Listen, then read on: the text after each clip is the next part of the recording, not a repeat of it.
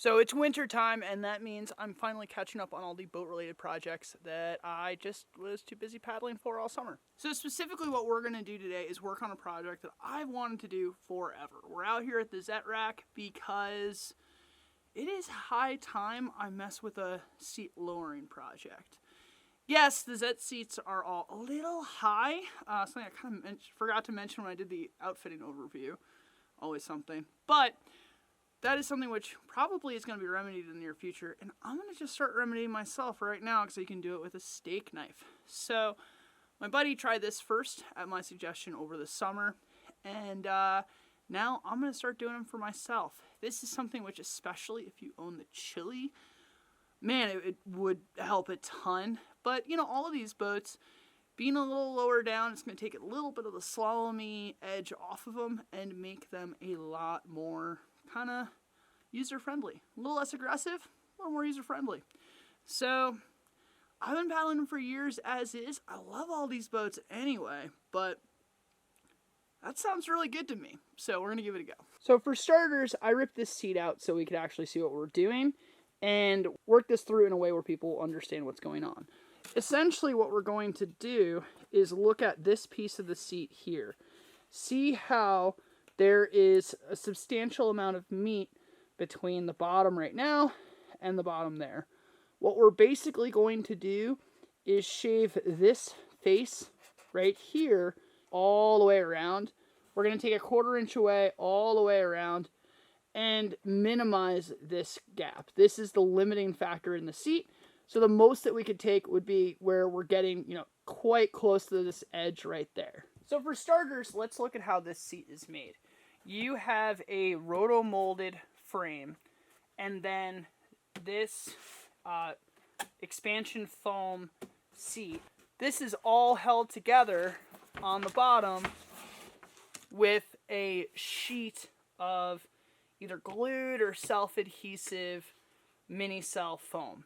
So the best thing that I can do is start by figuring out how to pry this thing off, or I'm going to wind up having to cut it away.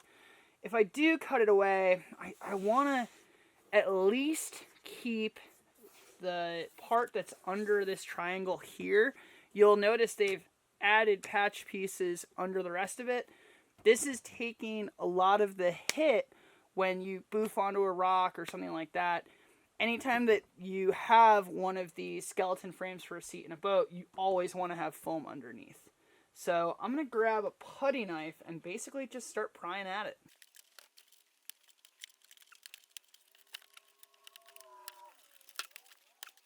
Yeah, I don't really think this is the way to go. I'm just going to cut it loose. So just using a fresh box cutter, I can feel where the edge of the frame is, working underneath, and just follow it around, basically disconnecting the seat from the frame. Yeah, that's not bad at all. So there we go. Halfway there. This would be very, very difficult to do inside of the boat from the top down. I would definitely recommend just taking this thing out.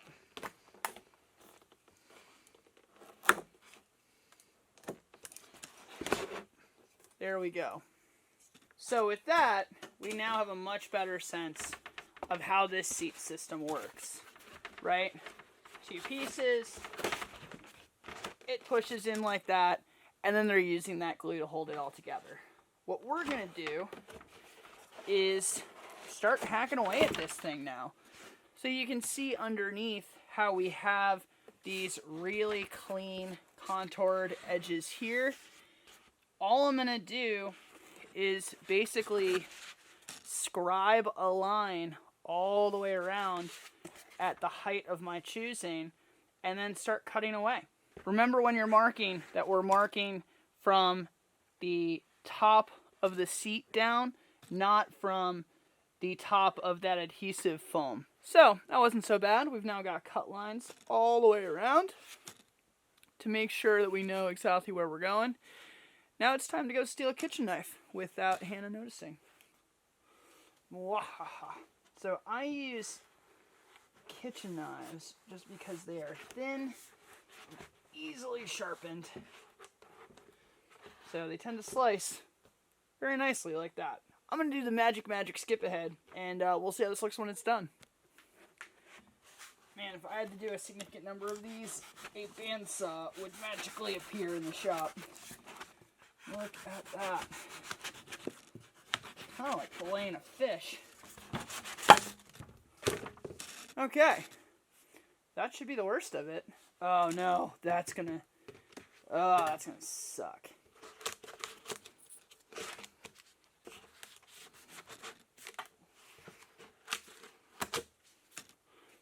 Okay. Now, we should be getting somewhere. Let's see.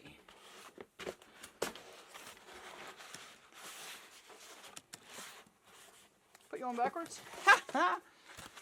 Doesn't help if you put it on backwards. Oh! Boom! Fits like a glove. That's exactly what we were going for. Perfect. In retrospect, the only thing I would have done differently is... Oh no, those all work. That's all right. Just squeeze tight. Yeah, that worked perfect. Now, if you said, Alex, you don't seem like the type to glue all that stuff back in again, that seemed like a pain. You're right, I am lazy. So what I'm going to do are use these automotive clips that literally are holding your car together right now. And I'm going to use them to just hold this down instead of doing this whole glue back thing. So I'm going to just glue the correct size hole straight through the foam and then push these in, and that'll hold it. So I'm going to do 2 in the front, 2 in the back, and we're out of here. So we found the right size drill bit, and now, just like that, there's one. See how it holds that nice and snug? There's going to be 2.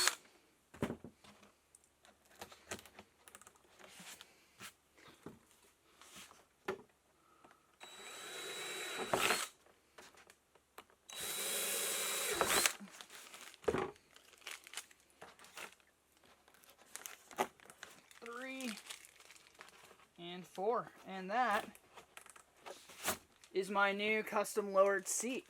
Not too shabby if I do say so myself, and then now you can see just how much lower we are than stock. All told, nothing anyone couldn't really do themselves. The automotive clips, I'll give you a link to. It was a 5/16 drill bit, so start around there. I always check on something before I go for the final hole. And total time, that was like 30-40 minutes. Not bad at all.